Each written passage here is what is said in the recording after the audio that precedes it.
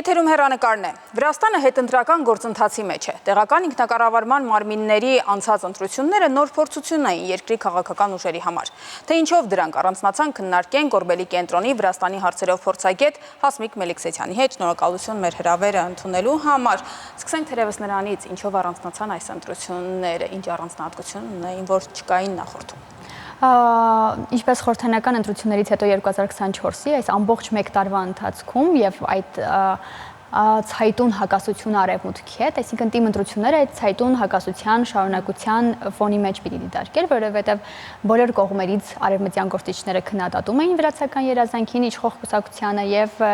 ընդդիմությունն էլ, այսինքն ապավինում էր շատ հարցերում հենց եվրոպական եւ ընդհանրապես միջազգային գործընկերներին,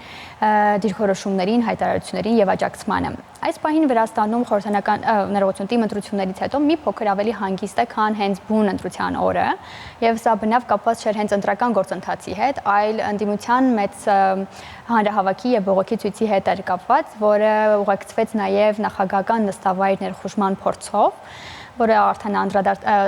պատասխան այսպես էր ջրցան մեքենաներով, արցունքաբեր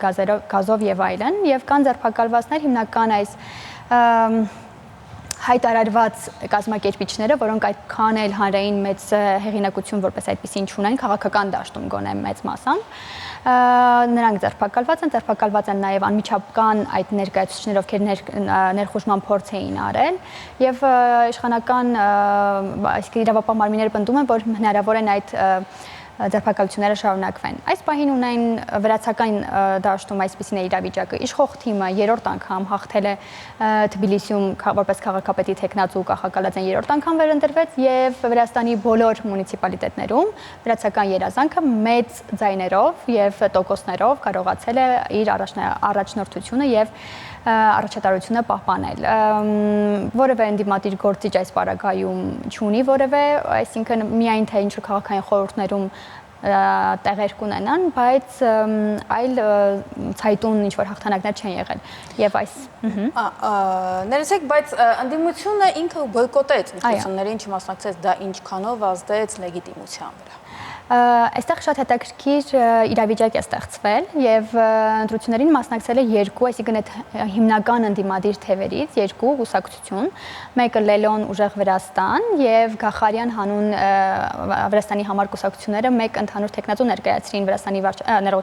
քաղաքապետի տեխնացուի համար եւ սա առաջացրեց ընդդիմության, այսինքն քննադատությունները, որ սրանով փորձում եք մասնակցել այդ խաղին եւ լեգիտիմացնում եք վրացական երազանքի այս ընտրությունները եւ այս իրավիճակում մի կարևոր հանգամանք նաեւ եղավ, որ Վրաստանի նախագահը, ինչպես գիտեք, վերջին շրջանում բավական շատ էին ընդդիմադիր առաջնորդների ձերբակալությունները եւ բանտարկությունները եւ նույնիսկ ազատազրկումից հետո նրանք 1-2 տարի զրկված են լինելու քաղաքական որևէ պաշտոն զբաղեցնել եւ այդ քաղաքական գործունեություն ծավալել։ Այսպիսի մի հայտարարություն արեց, որ այն գործիչները, ովքեր կհամաձայնեն, որ իրենց կուսակցությունները մասնակցեն թիմ ընտրություններին, նրանց ներում կշնորհվի։ Եվ այդ նրանց թվում էր նաև Մամուկա Խազարաձեն, ով ժամանակին ձերբակալվել էր եւ ազատազրկման էր դատապարտվել, բայց Վրաստանի նախագահի ներման, այսինքն արդյունքով նա եւ եւս 1-2 հոգի կարողացան դուրս գալ բանտից եւ իսկապես մինչեւ այդ էլ հայտարարել էին, որ մասնակցելու են, բայց նաեւ այս համեմունքը կարծես թե ստացա վրացական ընդդիմության շարքերում, որ կարծես թե համագործակցային էին այս առումով։ Բայց ընդդիմության թևերը շատ պարակտված են այս վերջին ընթացքում եւ այդ միասնական առաջնորդի կամ միասնական ինչ-որ դիրքորոշում ունենալու հարցը բավական սուր է դրված հենց Վրաստանում եւ ընդդիմության ներկայացուցիչների թվում, այսինքն մի կողմից հասկանալի է, որ այդ առաջնորդները, ովքեր կարող են հանրությանը առաջնորդել եւ կարող են այդ հռետորաբանությունը տանել, ձերբակալված են, չունեն այդ հնարավորությունը, իսկ մյուսները բավարար ազդեցիկ չեն հենց հանրության շրջանում։ Եվ հենց այս փորձը ցույց տվեց, որ չստացված այսինքն ընդդիմության համար չստացված իշխանափոխությունից հետո սկսում են մեղադրել իրար, որ բավարար լավ չէր կազմակերպված, այլ բավարար ուժեղ չէր, չգիտեմ, ներկայացուցիչը եւ այլն, այսինքն այսպիսի հակասական իրավիճակ է ստեղծվել։ Այստեղ իրականում պառակտումը միասնական թեկնածու չունենալու մեջ է, թե ընդհանրապես պատկերացումների տարբերության մեջ է։ Պատկերացումների ոչ թե միասնական թեկնածուն նույնիսկ չի էլ քննարկվել եւ հարցն այն էր, որ մինչեւ ընտրությունները շատ մոտ 8-9 կուսակցություն համընդհանուր, այսինքն հայտարարություն արեցին, որ չեն պատրաստվում մասնակցել ընտրություններին եւ այսպիսով լեգիտիմացնել որևէ կերպ եւ քանի որ խորհրդարանական ընտրությունները 2024-ի լեգիտիմ չեն հայտարարվում, հետևաբար թիմ ընտրությունները նույնպես չեն կարող լեգիտիմ լինել եւ բոյկոտը պիտի, այսինքն փողոցային պայքարը պիտի կարողանա իր արդյունքը տալ։ Ցավոք, այսինքն ոչ թե ցավոք ընդդիմության համար իրենք էլ այդ հիմնական մոտիվացիան չեն կարողանում գտնել, թե ինչի շուրջ կարող են համախմբվել եւ իրենք էլ արդեն իրենց շրջանում խոսում են, որ միգուցե նաեւ սերնդափոխություն է պետք, բավարար, այսինքն նոր սերունդ է գա, նրանք կարողանան նոր ինչ-որ ընկալումներ բերել եւ այլն, եւ եթե նախկինում իրենք մտածում էին, որ օրինակ խորհրդարանական ընտրություններից հետո պիտի նոր խորհրդարանական ընտրություններ եւ վերջ, ապա հիմա նաև քննարկում է, որ եթե մինչև 2000 հաջորդ խորհրդարանական ընտրությունները չկարողանան որևէ արդյունքի հասնել, պիտի պատրաստվեն նոր խորհրդարանական ընտրություններ, այսինքն շատ հակասական են իսկապես իրավիճակը։ Ինչ հիմա չկա, որը կար ժամանակին Վարդերի հեղափոխության ժամանակ։ Այն ժամանակ էլ ընդդիմությունը միավորվեց եւ կարողացավ որոշակի հաջողության հասնել։ Հիմա քաղաքական դաշտում ինչպիսի փոփոխություն է տեղի ունեցել։ Նախ առաջին հերթին ուժեղ այդ առաջնորդը եւ այս պահին նույնիսկ Վրաստանի նախկին նախագահ Միխայիլ Սաակաշվիլին, ով հիմա բանտարկվում, այսինքն անազատության մեջ է, բայց նույնիսկ այս պարագայում կարողանում է ինչ-որ հայտարարություններ անել, կոչեր անել դուրս գալու եւ կարծում եմ նաեւ իրավիճակները շատ տարբեր են։ Երկու տասնամյակ առաջ գրեթե այդ իրավիճակը շատ ավելի ուրիշ էր, քան բարենպաստ էր հավանաբար, քան հիմա եւ նաև միջազգային աջակցությունը իսկապես Վարդերի հեղափոխության ժամանակ մեծ է եղել եւ վրացական, այսինքն այդ ընդդիմությունը զգում էր այդ աջակցությունը, իսկ հիմա ընդդիմության նկատմամբ այո կան այդ արևմտյան աջակիցներ կան, բայց վրացական երազանքը եւ Վրաստանի կառավարությունը բավական դժվարացրել է եւ ՀԿ-ների աշխատանքը եւ միջազգային դոնորների աշխատանքը, այսինքն ամեն ինչ վերահսկվում է, ինչ որ օրենքների շրջանակներում արգելված է նույն հոնորար դրամաշնորհներ ստանալը եւ այլն, այսինքն բավական բարդացել է հիմա իրավիճակը եւ իհարկե առաջին հերթին ընդդիմության այնպիսի կարկառուն ներկայացուցչի, որը կարող է համախմբել։ Նույն խորհրդարանական ընտրությունների ժամանակ մտածում էին, որ այդպիսի դերակատարում կարող է նախկին նախագահ Սալոմե Զուրաբիշվիլին ունենալ, բայց փորձը ցույց տվեց, որ Սալոմե Զուրաբիշվիլին ինքնին այդ, այսինքն փորձեց մի քանի անգամ ընդդիմությանը համատեղել, բայց առանձնահատուկ ինչ-որ հաջողություններ չի գրանցել։ Հիմա ընտրությունները այդուհանդերձ համարվեցին ոչ լեգիտիմ միջազգային կառույցների մի մասը չլինելով այնտեղ։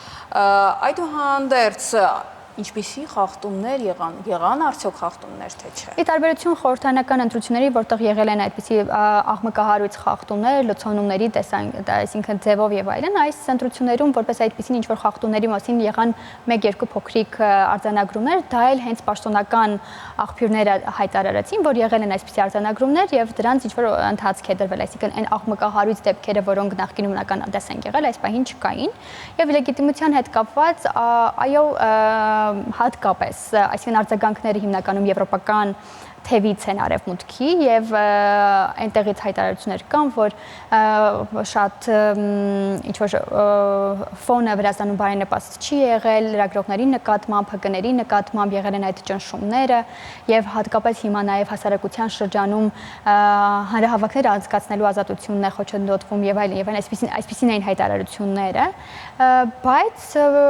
կարծում եմ այս պարագայում վրացական երազանքը լրիվ կարողացել է հարցը գոնե իր համար եւ երկրում փակված համարել։ Ընտրությունները բավական մեծ, այսինքն տոկոսները բավական մեծ են, իհարկե տոկոսների հետևում մի քիչ թվեր են թաքնված։ Նույն Կախակալաձեն Թբիլիսի քաղաքապետի պաշտոնում 1 միլիոնանոց ընտրազանգված ունեցող Թբիլիսիում ստացել են 1/5, այսինքն 215,000 ձայնի սահմաններում է կարողացել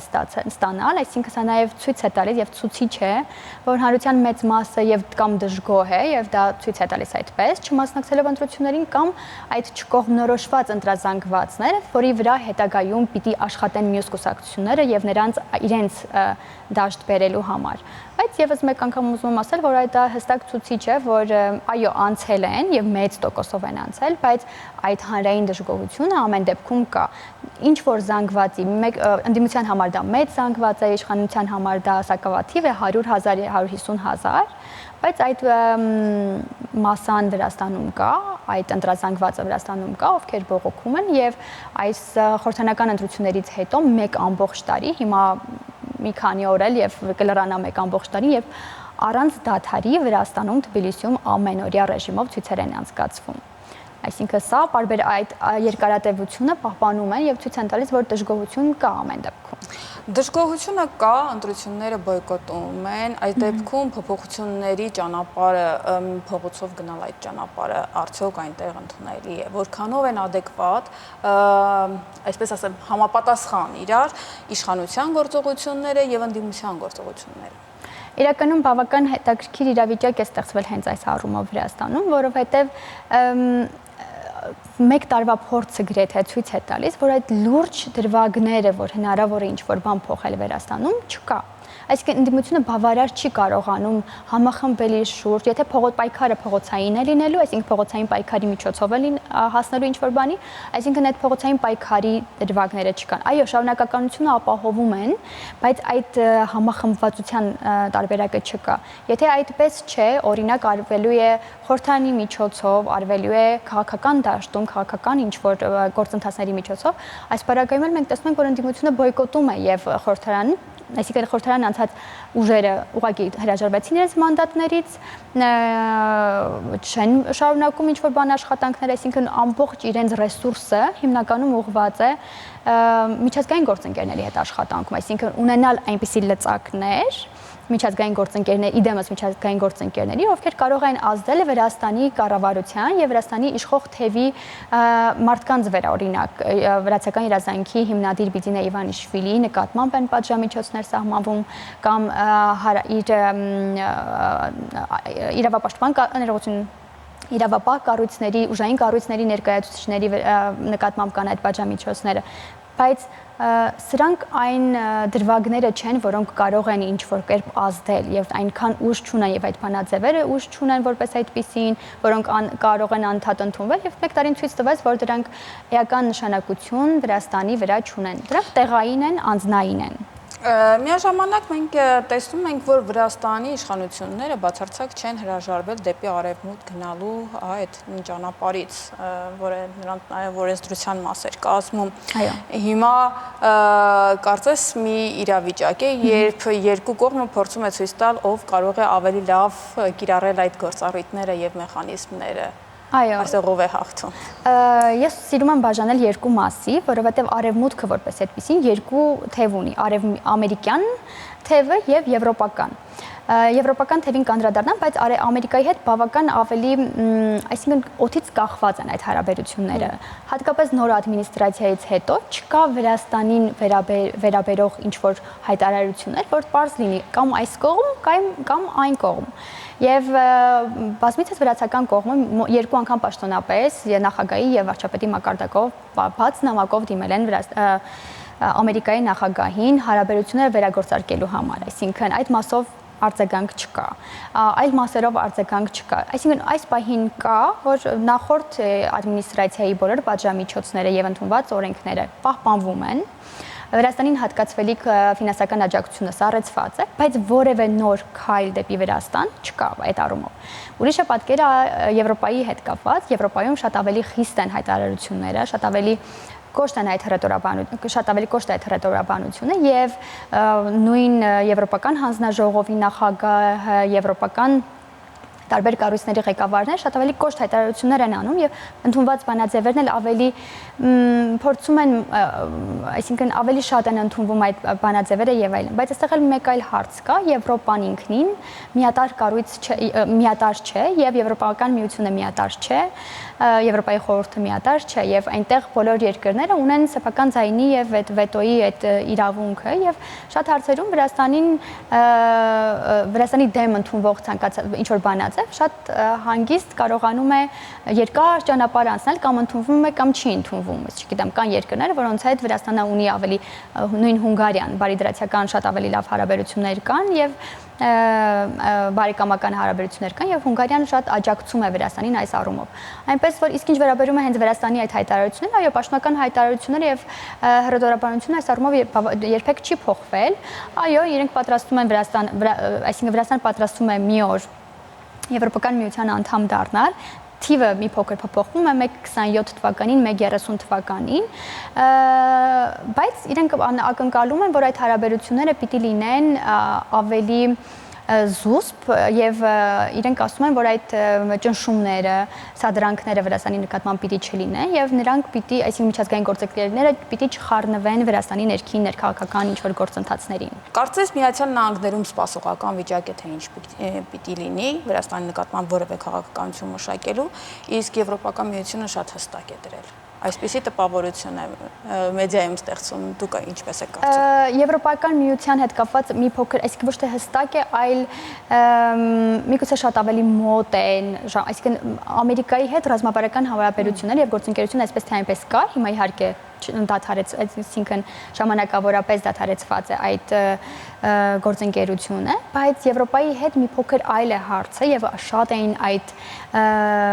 թելերը, որոնցով Վրաստանը կապված էր Եվրոպայի հետ եւ հենց հարցերը վերաբերում են օրինակ, չգիտեմ, օրենքներ, որոնք Վրաստանը ընդունել է, որոնք դեմ են օրինակ Եվրոպական միության ինչ-որ կանոնադրություններին, համակարգին, արժեքներին եւ այլն եւ այլն եւ Վրաստանը մի կողմից ասում է, որ սրանք իր օրենքներն են եւ դա իր ազգային շահին է վերաբերում, բայց մի կարևոր բան, որտեղ այստեղ պիտի նշվի, որ իրականում ուկրաինական պատերազմից հետո բավական սրվեց այս իրավիճակը, որովհետև Վրաստանի նկատմամբ, այսինքն ավելին էին այդ սպասելիքները Վրաստանի նկատմամբ, բայց Վրաստանը որդեգրեց ավելի զուսպ լինել եւ չմիանալ օրինակ շատ պատժամիջոցների Ռուսաստանի դեմ, պնդելով, որ դրանք կարող են ուրիշների համար նկատելի արդյունք չեն ունենա, բայց իր տնտեսական գործընթացների եւ հատկապես ազգային շահի համար կարող են ճակատագրական լինել եւ այդ պատճառով ավելի լոյալ դիրքորոշում է ձեռք բերել։ Այնպես որ բավական խառն է այս առումով